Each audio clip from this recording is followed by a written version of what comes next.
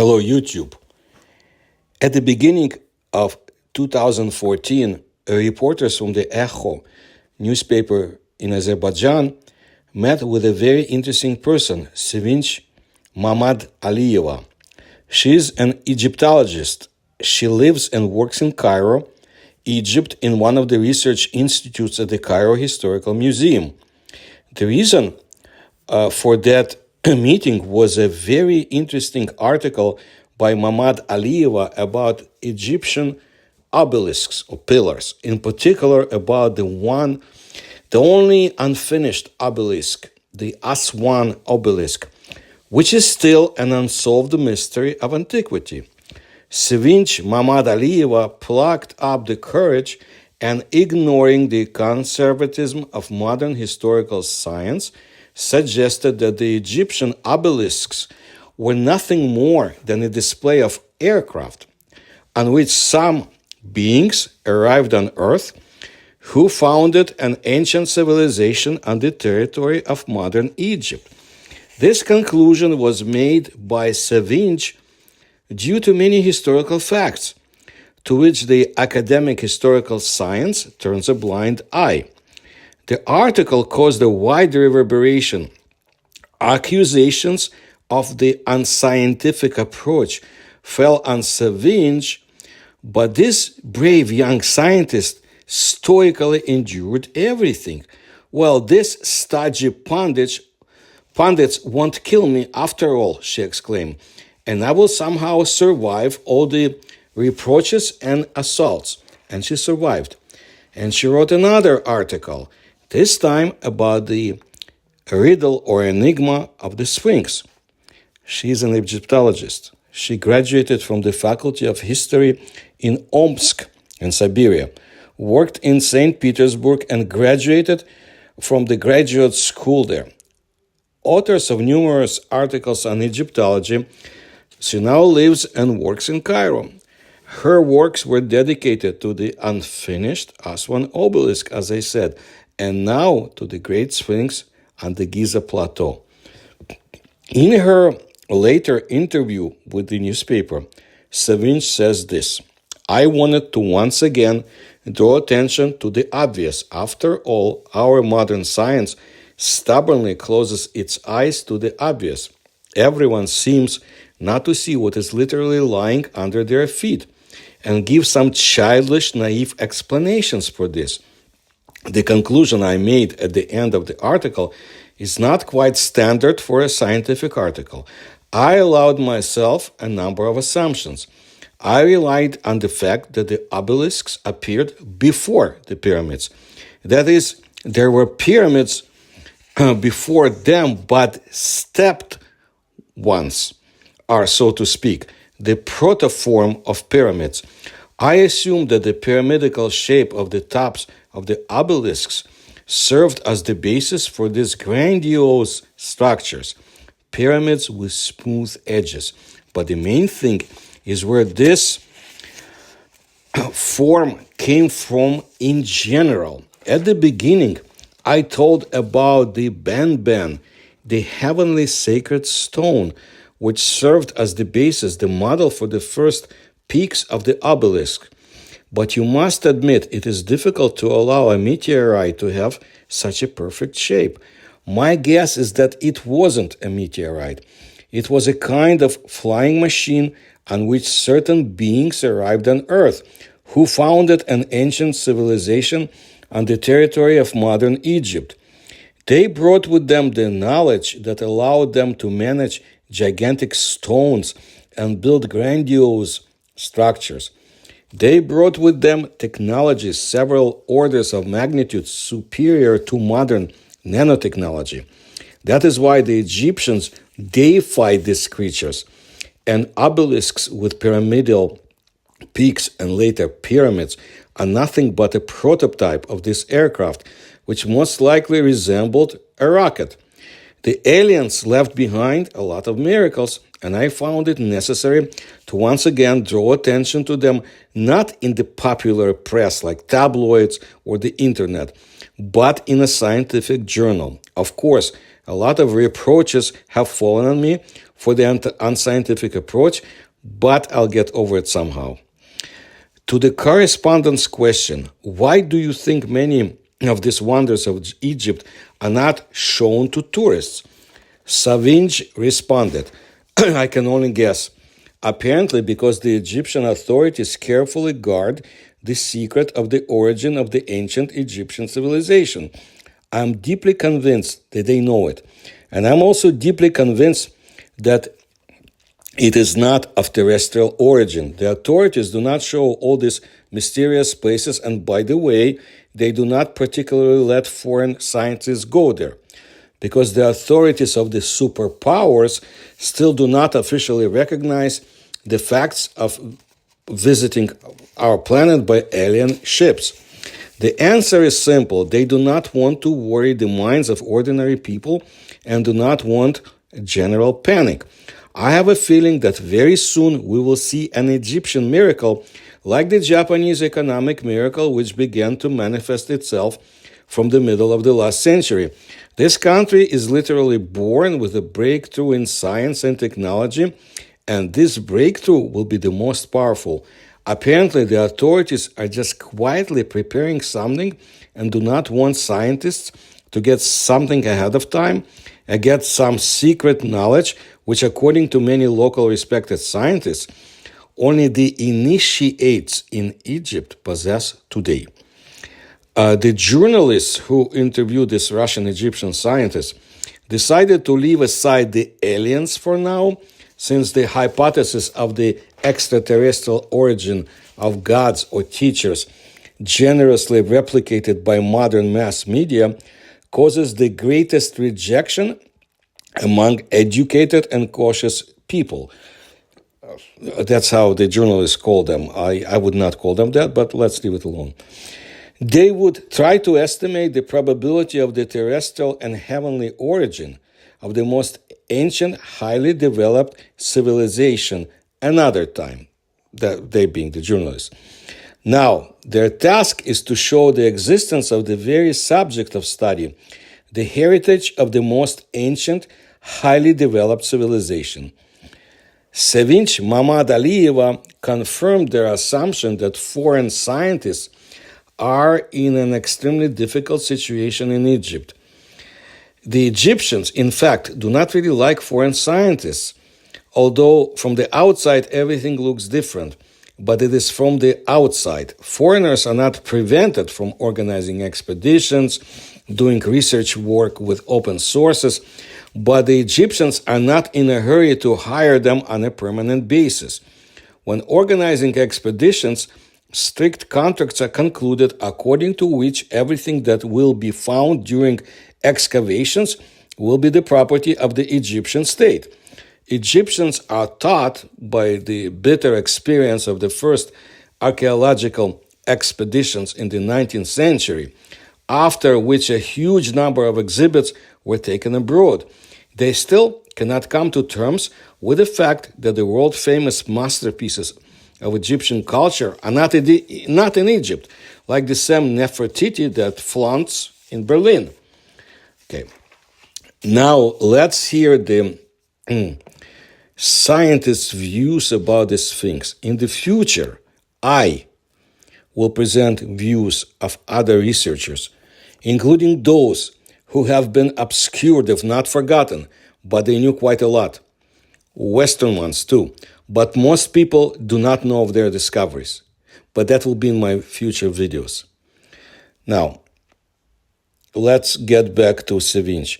History textbooks claim that it was created 4,500 years ago under the pharaoh Khafren, who built the second largest of the three great pyramids, and it being the Sphinx. They say that there is even a portrait similarity between the pharaoh and the Sphinx. Isn't that so? Mamad Aliyeva responded, for the last 2 decades of the last century, it was believed that so. It was believed that the Sphinx was an image of the god Harmachis, and the portrait resemblance to Khafren was explained by the deification of the pharaoh. However, in the 1980s, 1990s, when the when the condition of the Sphinx attracted their attention, the emergency condition of the Sphinx attracted the attention of the whole world, and scientists studied it in every possible way. It was several sensational discoveries that have been made. Firstly, the age of the Sphinx is much greater. It is older than the pyramids. This conclusion was reached by Tokyo archaeologists led by Professor Yoshimura, who checked the Sphinx statue and its surroundings with sonar. This does not mean the age of the blocks from which the Sphinx was made, but the age of their processing. In 1991, Boston professor of geology Robert Schoch in turn gave evidence that the Sphinx was created 7 or even more thousands of years ago. This conclusion was made by Schoch studying the erosion of limestone. Robert Bauval, a fan of the hypothesis that the Sphinx was built almost as an observatory, as an index to the main astronomical events such as the equinox days, proved that the date of the birth of a lion with the human face is 10,500 BC. Many free-thinking researchers are inclined to this opinion today. Secondly, the portrait similarity of the Sphinx and Heffron was also questioned.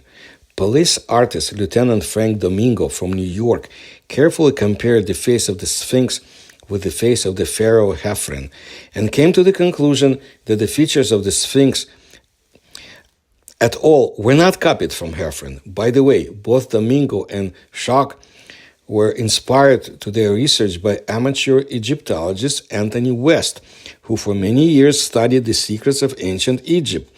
West is a fan of Atlantis. He believed that the Sphinx was created by the Atlanteans, who hailed from Mars. He claimed that the development of our terrestrial civilization was influenced by a certain civilization on Mars. So he interprets the famous face on Mars as an alien analog of the Egyptian Sphinx. The journalist then asked, "I'm sorry, but do you believe in all this?" Mamad Aliyeva responded, "I will refrain from answering this question because I do not want to be known as a charlatan, as West was known among professional Egyptologists. However, I know that many Egyptian scientists officially disavowing West theories do not laugh at them on the sidelines at all. I have already stressed in our last conversation that Egyptian scientists obviously they know something, but they hide it in every possible way. Moreover, they do not let anyone else into their secrets. In addition, the American clairvoyant Edgar Cayce claimed that many of those who left the dying Atlantis settled in Egypt, and the Sphinx was created by them. By the way, the hypothesis of this respected person, even among academic scientists, was indirectly confirmed by French archaeologists. They found that the proportions of the sculpture's face are not typical for an ordinary person, so the Sphinx may well turn out to be a sculptural portrait of an Atlantean. As for West, time will tell whether he is a charlatan or not. However, it causes the present respect, the fervor for which he studies Egyptian riddles, his perseverance with which he attracts professional scientists to study those enigmas or riddles. Robert Schoch began to study the erosion of limestone at his suggestion and came to the conclusion that heavy rains had worked out on the sculpture for a very long time. But all the other buildings on the Giza Plateau, the Great Pyramids, etc., had a completely different weathering profile, characteristic not for showers, but for wind. It was the weathering profile, more precisely rainy downpours, that allowed Schoch to make an earlier dating of the Sphinx. Other scientists were forced to agree with Schoch. Strong rains, which are necessary to cause the observed erosion of the Sphinx, stop falling in Egypt thousands of years before 2500 BC. the year of the official birth of the Sphinx.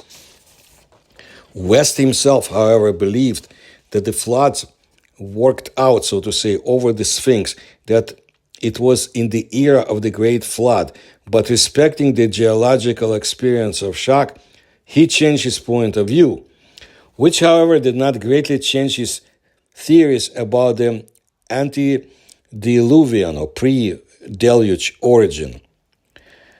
Now, about the Sphinx and the Atlantean civilization. Domingo, as I said, also turned to Egyptian riddles after West's request in 1993. He went to Egypt and compared the features of the Sphinx with the diorite statue of Hafren, which is kept in the Cairo Museum. But why did he turn to the police artist? This was the question from the journalist. Domingo had extensive experience in criminal expertise based on the comparison of facial features. Modern experts are equipped with smart equipment, have special computer programs that allow such an examination. Domingo used graphical computer programs to make a point comparison of the features of each face. After comparison, he provided an official conclusion that two faces being compared definitely cannot belong to the same person. In principle, I believe that this examination did not even have to be carried out at all if the results of the shock regarding the erosion of the surface clearly indicate that the Sphinx is older than Hafren by 4,000 years. So we can say that we have sorted out the question, when was the Sphinx created? With the question, who is depicted? It is also more or less clear, not Hafren. But who then? Well, the reporter asked Mamad Aliyeva, you said above the Atlantean. Is that what you wrote in your article? Mamad Aliyeva laughs, says, no, I am not saying that directly, but I quote Edgar Cayce's opinion. By the way, I have a lot of respect for this phenomenal man, at least for one fact. Cayce claimed that under the left front paw of the statue, there are underground tunnels and some cavities. He saw them with the help of his clairvoyance. And what is it? The Tokyo expedition led by Ishiro Mura, which determined by echolocation the time when the limestone of the Sphinx was processed, discovered that it was under his left paw that there actually exists a narrow tunnel leading towards the pyramid Hafren. It starts at a depth of 2 meters and goes downwards obliquely. Doctor of geophysics Thomas Dobecki found a 5-meter cavity in the form of a rectangular chamber under the left paw of the Sphinx. Ancient scientists also wrote about the fact that there are voids and tunnels. For example, Iamblichus, the Syrian representative of the Alexandrian school of mystical and philosophical teachings, who lived in the 4th century, the ancient Sumerians who claimed that the secret refuge of the Anunnaki was a place underground where a tunnel led to, the entrance to which was covered with sand, and the tunnel was guarded by a creature very similar in description to the Sphinx. Pliny, the Roman historian of the 1st century AD, who claimed that there were secret rooms hiding treasures and magical objects, as well as the grave of a ruler named Harmachis, and even called the Sphinx the Great Sphinx Harmachis, standing guard since the time of the followers of Horus. The Roman historian of the 4th century, Ammianus Marcellinus, who wrote that these rooms were created in order to preserve the wisdom of the ancients from the bloody flood. The Arabic writer of the early Middle Ages, Al-Tilemsani, referring to the information of the scientist Masudi, who lived in the 10th century, the author of the same century, Muterdi. Yes, even Herodotus, the father of history, he was talking about Egyptian priests who, according to traditions, retold to him ancient legends about the system of underground living quarters designed by the real creators of Memphis. The journalist asked, so maybe Casey isn't clairvoyant at all. He just might have known all these legends and made an assumption which was justified later. The scientist responded, he might have known or he might not have known. Casey believed that all the historical evidence about the Atlantean civilization was brought by the surviving representatives of these people in Egypt and hidden in the halls of chronicles, a small pyramid located on the line between the right paw of the Sphinx and the Nile River. But in your previous work on the obelisks, you suggested that the ancient Egyptian civilization was founded by aliens from the sky, as the Egyptians initially called their gods. In the new work, you give a hypothesis about the Atlanteans. It seems to me that there is a contradiction in this. Mamad Aliyeva responded, I don't think it's a contradiction. After all, no one has yet proved 100% who the Atlanteans were and where they themselves came from. If you believe West, a fan of the Martian hypothesis, then the Atlanteans could well be from Mars. I really would not assert about Mars, but the fact that aliens have visited and are visiting our planet is, in my opinion, no secret to anyone. So let's get back to the who question. West and Casey are not the only ones who claim that the Sphinx depicts an unearthly being. The ancient Roman naturalist Pliny the Elder also wrote about this. He believed that the confirmation of the extraterrestrial origin of the Sphinx is the red face of this monster and the third eye directed into space above the bridge of the nose. Yelena Blavatsky also spoke of this. She claimed that it was these two signs were possessed by the Atlanteans who arrived in Egypt, and the Sphinx reproduces the image of their priest Ra-Ta, and not King Heffron at all. Blavatsky admitted that Heffron simply ordered to give the Sphinx a certain resemblance to himself, as far as possible. The journalist then asked, one point remains unclear. If we assume that the Sphinx is an image of the Atlanteans or aliens or both in one bottle, so to say, then where does the lion's torso come from? Some historians say that it's all about the cult of the animal gods of Egypt. Others claim that the Sphinx was created by nature itself, and then people simply completed its similarity. These experts cite as proof of their hypothesis many natural sculptures that exist in the vicinity of the Giza Plateau and in other places in Egypt. That's how the Russian-Egyptian scientist responded. So the journalist says, yes, I personally saw such a natural sculpture. At first it seems that this was a warrior, and then you clearly see a woman in front of you. Very impressive. Mamad Aliyeva responded, I saw it too. It's really impressive. But this hypothesis doesn't seem right to me because the Sphinx has too precise a position. Its face looks exactly to the east, and it's no coincidence. And the body of the lion is also not accidental, because if you accept Robert Bouvel's dating is correct, it seems to me that the most correct and closest. The shock hypothesis with its storm erosion is also not left out of this work. Heavily prolonged downpours in these places have been going on before. This has been proven by geophysicists. Then we see that just for those millennia, a certain astrological epoch or era falls, the era of Leo. These are the years 10,970 to 8,810 BC. The body of the lion is explained by another lion, the constellation Leo. Robert Bouvel, who claims that the orientation of the Sphinx facing east is not accidental and that it has important astronomical significance, draws attention to such a fact. The ancient Egyptians are not without reason, meaning the Sphinx was identified with various solar deities.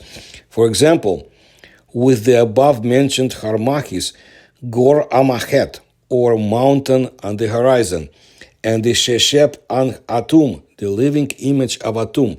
By the way, there is an opinion that the Greek word Sphinx is an abbreviation of Sheshep An. So, the orientation of the Sphinx strictly to the east is a consequence of the fact that Horus and Atum were solar deities. Buval suggests that the Sphinx was built as a pointer to the vernal equinox. Moreover, Buval and many other scientists are convinced that the pyramid complex at Giza is a reflection of the position of the stars in the constellation Orion for 10 seconds, half a thousand years before our era. Having created a computer simulation of the starry sky for that period, Buvel and his colleague Hancock discovered that on the day of the vernal equinox after sunrise, the Sphinx looked across the Giza Plateau directly at the constellation Leo. Today, because of the precession of the Earth axis, the Sphinx looks no longer at the constellation Leo, but what's important to us is not what is now, but what was at the time of the construction of the Sphinx. When I got my hands on the geodesic plan of the complex of all the pyramids in Giza, Mamadaliva continues, not only the three great ones, then with the naked eye I saw that the three pyramids form an isosceles triangle, one of the vertices of which is located between the right pole of the Sphinx and the Nile River. Its right side of the Sphinx is almost parallel to the Nile. By the way, in 1980, a large piece of Aswan granite was discovered in this place when Egyptian ameliorators were drilling to a depth of 15 meters. But after all, only limestone is found in these places. The Aswan granite is a very long distance away. Where did the granite come from? What is it doing there? Maybe the Hall of Records of the Atlanteans, about which Casey spoke, is located there. In addition, the Sphinx pose rests on the eastern side of the square in which the rest of the buildings of the Giza Valley are inscribed. If we multiply all their parameters, then the product will be equal to the duration of one cosmic year, 26,000 years. The Giza Plateau, the pyramids, their magnitudes, ratios of magnitudes, and other figures have been studied by Egyptologists all along.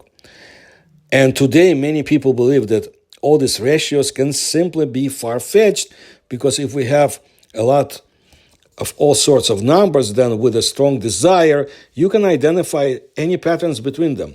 Perhaps all these parameters, triangles, similarity to various constellations, are just far-fetched, purely mathematical delights. And Mamad Aliyev responded, yes, this opinion is known, but why all this, as you put it, no one is engaged in mathematical delights in other places. The planet is full of mysteries. However, everything that concerns the correspondence of the constellations, in particular Orion, from which, according to many myths of various people, the heavenly gods descended, can be seen very well on the Giza Plateau. Judge for yourself. If we take the distance from the supposed Hall of Chronicles and to the southeastern corner of the Pyramid of Khafre and take it as a kind of conventional unit, that the distance to the southeastern corner of the Pyramid of Cheops will be 7/10 of this unit, and to the southeastern corner of the Pyramid of Menkaura are 1.5 units. Many will ask, so what? And the fact that in astronomy these proportions have long been known, if for conditional, that is astronomical, if we take the distance from the Sun to the Earth, then the distance from the Sun to Venus will also be 7/10 to 1, and from the Sun to Mars, 1.5 units. Therefore, it can be assumed that the Pyramid of Cheops points to Venus, Khafre to Earth, and Menkaura to Mars. Question, but what does this Sphinx have to do with it? And it judging by its position, watches the sunrise and the rotation of these planets. There is an ancient saying that says, when the Sphinx speaks, life on Earth will descend from the usual circle. Or another tougher option, when he speaks, the Sphinx, life will end. How can you explain this saying? Mamad Alieva responded, if we assume that the whole of Chronicles actually exists and is located exactly where Casey and other researchers assume, then the Sphinx is nothing but a guardian of knowledge. And who knows what this knowledge will bring us. Life may not end, but the fact that we will radically change our ideas about it, that's for sure. By the way, there is a prediction when the world is on the verge of destruction, the statue will come to life.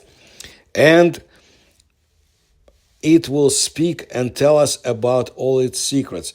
But then it will be too late. The fact that ancient knowledge is incredibly important to us was also assumed by Anthony West in the 1970s.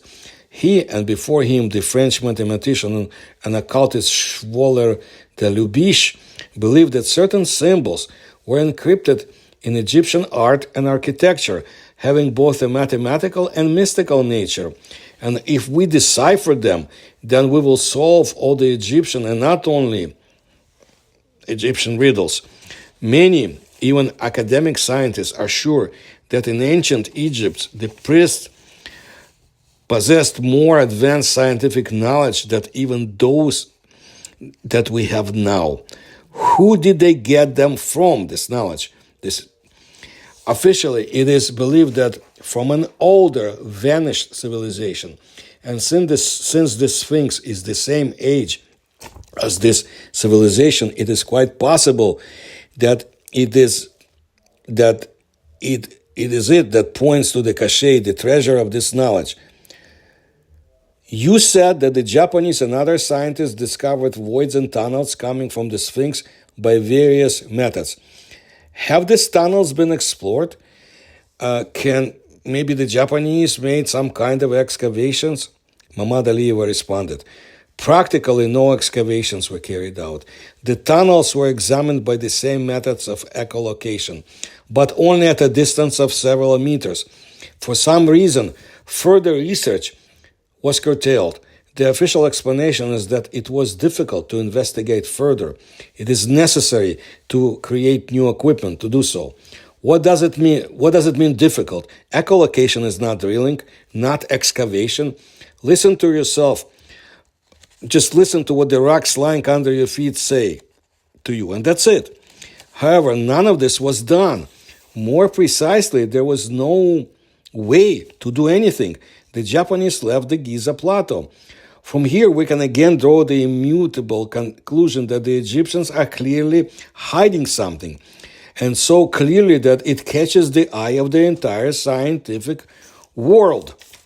Later, however, the famous Egyptian archaeologist Dr. Zahi Hawass, director of the Giza archaeological complex and the Department of Antiquities in Egypt, informed the King of Sweden, Gustav, and Queen Sylvia that he, together with the members of the expedition of the Dr. Joseph Martin Shore, they found under the front paws of the Sphinx a disguised secret chamber. In this chamber, an unusually shaped jug and a rope rolled up in some incomprehensible way were allegedly found, but most importantly, the entrance to a narrow tunnel was found. Up to this point, everything seems to be fine, and in principle, there was no doubt in the scientific world. But then Zahi Hawass reported that they were prevented from entering the tunnel. Some kind of light field of an incomprehensible nature, and allegedly even a bullet could not penetrate it. Of course, some members of the expedition tried to get through the field, but the daredevils immediately they found out it wasn't good. However, the expedition had special equipment at its disposal, and with its help, it was found out that the tunnel ended at the depth of 32 meters with a vertical shaft flooded with water below. Water, allegedly, they pumped it out, and a burial chamber with 4 columns and a sarcophagus made of black granite was opened. They didn't open it, they were afraid, because of the superstition of local residents who believe that the Sphinx strictly protects the glorious place of the beginning of time, where the first divine ruler of Egypt, Ra-Gorachti, is buried, and that his burial is protected by terrible spells of the gods, and therefore deadly for a mere mortal. Question from the reporter: why do you always say allegedly, as if? Respond from Mamad Aliyeva: because I hardly believe in all this. If that were the case, the scientific world would already be in full swing and would trumpet this find. And then, if the entrance to the tunnel was protected by a certain light field, how was it possible not only to get into the tunnel, but also to find a burial chamber there with the camera and even pump the water out of it, devices? So the field did not even miss a bullet. And all this talk about spells, a deadly danger for ordinary mortals, this is all at the level of journalistic sensation, but not at the level of the work of a serious scientist, which without a doubt is Zaki Hawass is. He officially announced only the following: humanity is not yet able to open the doors to other worlds. This is a matter for future generations. Like, remember that saying that if the Sphinx speaks, then the life will stop. Therefore, further studies of the Great Sphinx and the surrounding area have been discontinued. Question: and you do not admit that idea that Havas actually found something? After all, the King of Sweden is not the kind of person to whom you can, using the Russian expression, hang noodles on ears of being lied to. Well, Mamad Aliyeva responded, yes, he absolutely found something. And a documentary film was made on this topic, and not one, but Egyptian scientists are hiding something again. But the press, the media, has already penetrated the hypothesis that it is the Sphinx that is the real main entrance to the Great Pyramid. The hypothesis, by the way, is quite old, based on maps from a century ago, compiled by the members of the Masonic Lodge and the Rosicrucian Order. According to their claims, the Sphinx, it was a structure crowning an underground hall connected to all the pyramids by radially diverging corridors. These plans were drawn up based on information found by the alleged founder of the Rosicrucian Order, Christian Rosenkreuz, who is believed to have penetrated into a secret room underground and found there a repository of books containing secret knowledge. And how do you feel about the hypothesis that the Sphinx is not him, but her? Mamad Aliyeva responds, so far, I have not met scientific evidence of this, so I cannot say anything. In principle, anything can be, everything is possible, but the face of the Sphinx, especially disfigured by time and vandals, it's very difficult to judge the sex of this creature. By the way, scientists examining the face of the Sphinx concluded that this is a portrait of a person from a non-existent race. Outwardly, its representatives were like Africans and Native American Indians. In all this history, only one thing is clear: the Sphinx is a monument to a vanished civilization that existed when there were no sands of the Sahara on this territory. After all, it is known that the sands are advancing and retreating. Therefore, the Sphinx was repeatedly dug up, excavated. It is difficult to imagine a civilization that would put such a significant monument in the sands for all mankind, knowing that they can hide it sooner or later. I want to add that the views of this Russian Egyptian scientists are fascinating, and hopefully there will be more interviews. And I will, of course, continue with my research. I have more to bring you, as I told you before. Many years ago, I wrote in Russian and published a small book, of maybe a very large article is a better description of it, The Egyptian Roots of Mexico. And maybe one day I will get it translated into English. Also, I have pointed out to the incredible knowledge of Ivan Yefremov, that Russian scientist and writer whom I described in my many videos, and who the KGB thought he was. You can find it in the playlist I will attach here to the description of this video. There is a lot of knowledge that has been accumulated in the Soviet Union, and scientists paid dear price for their keen observations of the Egyptian history. But that's a subject for other videos. I will bring more information, and if you can support my research, I ask that you do. You can do it through Patreon, or you can do it through PayPal. You will see how to do it in the description to this video. It's a very interesting subject, but the views, like I said, that I will bring will not be only of those from the former Soviet Union and Russia. So again, thank you for your attention to my work, and if you can like my video, please push the button. Please tell others about my channel and subscribe.